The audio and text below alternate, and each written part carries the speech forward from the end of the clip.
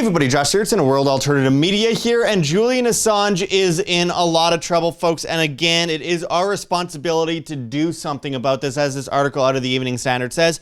Julian Assange is in a lot of pain, says partner, after first prison visit in nearly 6 months. As we've talked about before, there's been a lot of talk of him being tortured. A UN expert on torture concluded that he was, in fact, being tortured. His health has been deteriorating for a while, and no one is doing anything about it because they're just like, well, what can I do? I'm lost for things to do. The government is a government. What am I supposed to do about it? Well, there's a lot that can be done. We're going to go into this article today, which I'm going to just read out of Steemit, where I'm at Josh Sigurdson on Steemit. You could also find me on Hive as well for that kind of stuff. As it says, Assange is in a lot of pain and looking very thin, partner says after visit to prison. We'll get into that in a second, but first make sure to hit that like button, share on social media to get around the shadow banning. Join us on our new newsletter at www.iambanned.com. Very easy to do. Just put your email in there. We won't spam you. It's really important for us to be able to keep track of all of you once we get inevitably kicked off of YouTube. And in fact, we're trying to get off of YouTube before we get kicked off by November 5th of 2020. Remember the 5th of November. You can find us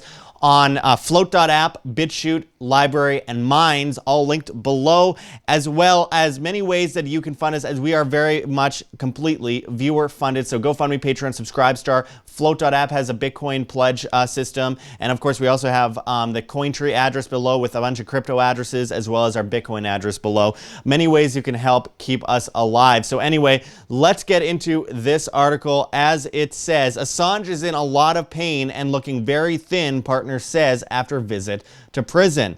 And as the article goes into, Julian Assange is not in good shape, according to his partner Stella Morris, who was recently able to visit him in prison for the first time in nearly 6 months. Morris had a 20-minute meeting with Assange at the Belmarsh prison in southeast London, where he is currently being held. The couple's 2 young children also came to meet their father, but everyone had to wear a mask and visitors were not allowed to touch one another.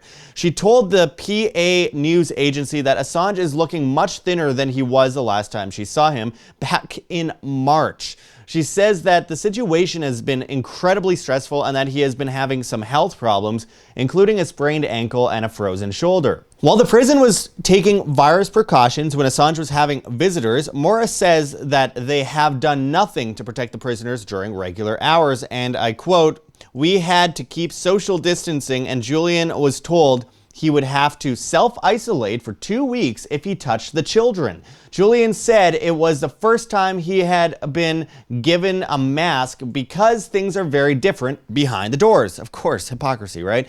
As it continues, it says, "I could not see him very clearly because of the visors, but he looked a lot thinner. He was wearing a yellow armband to indicate his level of prisoner status, and you could see how thin his arms were," Morris explained. Yellow armband or a Star of David, whatever you want to call it. And I quote, it says here, "At least he got to see the children even though he couldn't touch them. The children were both calm. We all remained seated the whole time," she added. And it continues here. She also said that he has not been able to have a face-to-face meeting with his legal team since the coronavirus lockdown began in March and has limited access to the paperwork and files needed for his case. Morris has also launched a crowdfunding campaign to help with legal costs for Assange as he fights extradition in the United States. On the fundraising page, Morris said that Julian is being targeted by the United States administration for the crime of journalism. He helped expose war crimes and human rights abuses, which the U.S. would have preferred to keep hidden from public view. No one has been held responsible for the serious crimes Julian has exposed. This extradition aims to entomb and silence him forever. This is a monumental legal case, which is an attack on everyone's right to know about scandals which politicians and governments want buried.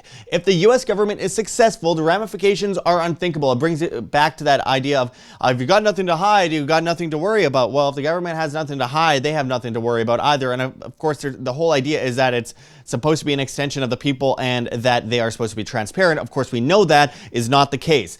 The government is organized crime and they are just a criminal racket that make people believe that they are the owners of the government. They are the government when in fact they are subservient slaves to their masters, unfortunately all too revered.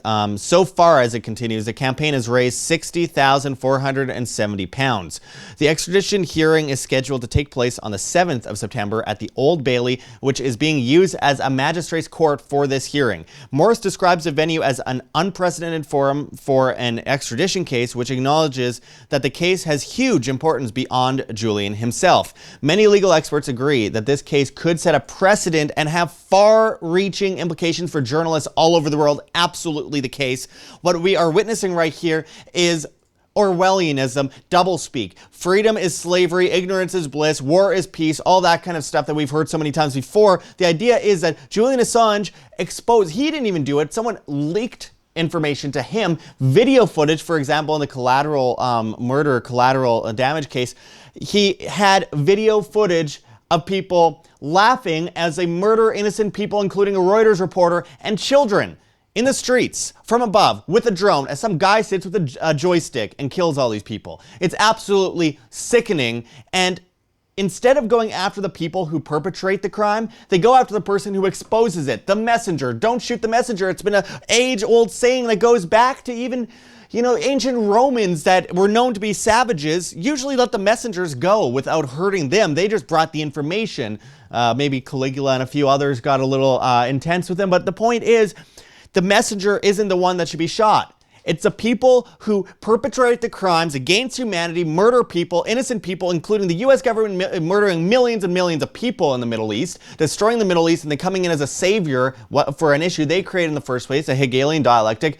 They should be held accountable. They should be held accountable. Going after the people who expose a crime is not practical, and we have all these statist stooges within the government that say he put people in danger. What? The murderers, the criminals, the people that are murdering children in the streets, they put them in danger? Good. But with that said, there's no evidence that they even put them in danger. They put the truth in danger of being exposed. And that is a crime that Julian Assange is in prison, being tortured for, and they're basically killing him. And what's being done? Nothing. It's about time people stand up for actual truth, for journalism. We see that in a much more minor form in the way that they're taking us off of YouTube. They're taking everyone down off of YouTube, off of Facebook, off of Twitter. It's why we need to go to things like Flote.app, BitChute, and LBRY. But moreover, it's time that you get into the streets. You see all these people rioting over, you know, from George Floyd to this recent case in Wisconsin. We see all these people rioting, and, you know, rightly so in a lot of cases, not rioting so much, but being angry because government is organized crime and they're murdering people. It's not an issue of black or white. It's an issue of government and subservience to the government, which is also a huge issue. But it's the same in this case. Why aren't people in the streets screaming at the top of their lungs? Because the media hasn't orchestrated the anger. The media hasn't orchestrated the anger. In fact, the media is barely talking about the fact that Assange was tortured in prison, and that UN experts on torture are literally saying that he's being tortured in prison. Nothing happens. He's not allowed to see anyone. He's not allowed to see his children. He's not allowed to touch his children. He's, you know, it's hypocrisy, veneer of, oh, safety because of coronavirus, whereas he's not even allowed to wear a mask. It shows you how much they actually believe in masks when it comes down to it, when it's behind closed doors. It's when it's perpetrated and perpetuated in the media that it becomes an issue. And then everyone, repeat after me, Simon Says, over and over again. It's an absolute travesty, and it's about time that people stand up. There are things you could do. You could go to the sign the petitions. You can go and raise money for the campaigns. You can go out in the streets with signs. You can go out and demand answers, and you can go out and demand a pardon. You can go out and demand that he be released. Or, you know, you could do it the old-fashioned way, which I won't explain out loud here in this video today. Anyway, I really appreciate everyone watching. We will continue to update you on this issue as no one is talking about Julian Assange. You cannot forget about Julian Assange. There's a few issues that they just push to the side, including Julian Assange, including the false flag operations in the Middle East that were exposed through the Syrian papers and the Afghanistan papers, where they completely just went all the stuff we said originally about the Syrian issue being a false false flag and no evidence of Assad gassing his own people came out earlier this year and was exposed by the government itself. Same with the Afghanistan papers, which showed that all of the entire Afghanistan war was based on a lie. And all the false flag information going from Vietnam to the Gulf, the Gulf of Tonkin, all the arming and funding of terrorists, all that kind of stuff. No one's talking about that. And then there's Epstein. No one's talking about Epstein anymore. We did a video talking about how Ghislaine Maxwell was a new John Benet Ramsey right before she died, is pictured with her and uses the same law firm as the Benet family. Again, all these things, you don't hear about them in the media, but you will hear about them here because we care about truth. And I don't think telling the truth is a crime. And I will continue to tell the truth. YouTube will kick me off, so be it. As I have on my shirt here, the revolution will not be YouTube. Damn right it won't be, and you can find that shirt, by the way, on our Teespring store. Point is, and that's linked below, the point is the revolution will not be YouTubed, and we have to go to these other platforms, support these other platforms, and keep the momentum going forward for the truth community, for the freedom community, for people who believe in free information online. It's never been more important. And we're losing that battle by staying on websites like YouTube, by staying on websites like Facebook, by staying on websites like Twitter. So let's move. Let's get away from there and let's start being serious about this. And you're not being serious about it if you're not moving over to those sites. I'm sorry, it's a case. It's just the way it is. I have to call it out because we're at the end game and we have a couple more months left at the most on YouTube. And because they're going to kick us off, we're forced to go elsewhere. And soon enough, all you will have left on YouTube is mainstream media, the same ones that cover up for what's happening to Julian Assange, the same ones that openly covered up with the royal family and the Clintons and others to cover up the massive rapes and child trafficking of Jeffrey Epstein or Jimmy Savile or those people, or the ones that worked with the CIA openly and out in the open, working with the CIA, Operation Mockingbird, and further operations after that to manipulate information in the media to get people to support war, mass murder, organized crime. So let's think about that and do something about it now, because we've never been less free in our recent civilization, in our recent history. Anyway, appreciate everyone watching. Hit that like button, check those links below, share it on social media to get around the shadow banning. Only 2% of people on YouTube that are subscribed to us actually see our videos on average. So we need you guys to share this on social media and elsewhere. And obviously check those links below for ways that you can help support independent media. GoFundMe, Patreon, Subscribestar, Bitcoin, the Cointree address with Monero and other things that you can help keep us alive on. Of course, you can join our newsletter at www.iamband.com. And again, join us on Flote.app, BitChute, LBRY, and Minds. We'll be waiting for you there because soon we're only going to be posting trailers to our full videos on YouTube and putting our full videos exclusively on Flote, LBRY, and BitChute. So we hope to see you there. Anyway, we'll keep you updated on this issue as it goes forward. I appreciate everyone watching, and until next time, this is Josh Sigurdson signing out from World Alternative Media. Find the truth, be the change. My friends, it is go time. We are completely demonetized on YouTube, and we depend on the viewer to stay alive and spread the message of freedom and truth. So check those links below. GoFundMe, Patreon, Subscribestar, anything you guys could do to help keep independent media alive helps enormously in helping spread this message to the masses. So make sure to check those links. Donate to our Bitcoin address on the screen or below. We really appreciate anything you could do to keep us alive. You could check those links below for Cointree as well, where you can find other cryptocurrencies that you can donate and keep WAM alive. Find us on flote.app, flote.app, as well as BitChute and LBRY and Minds. We're on all the other platforms. We are leaving YouTube soon, so make sure to find us at those sites because it's the only way we can keep talking to you, the masses, the great people that actually care about the future of free humanity. Also, join our new newsletter at www.iamband.com. Anything helps at this point, guys. We need to support free information online.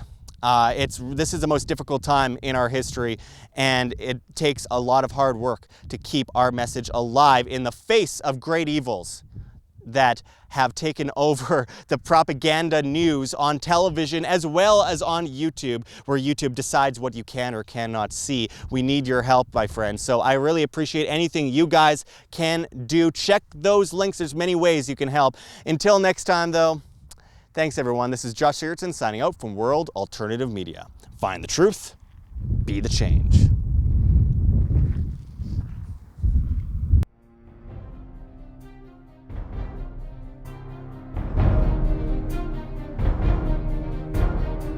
I'm sure you have already changed people's minds in your young age because you're involved, and I like that.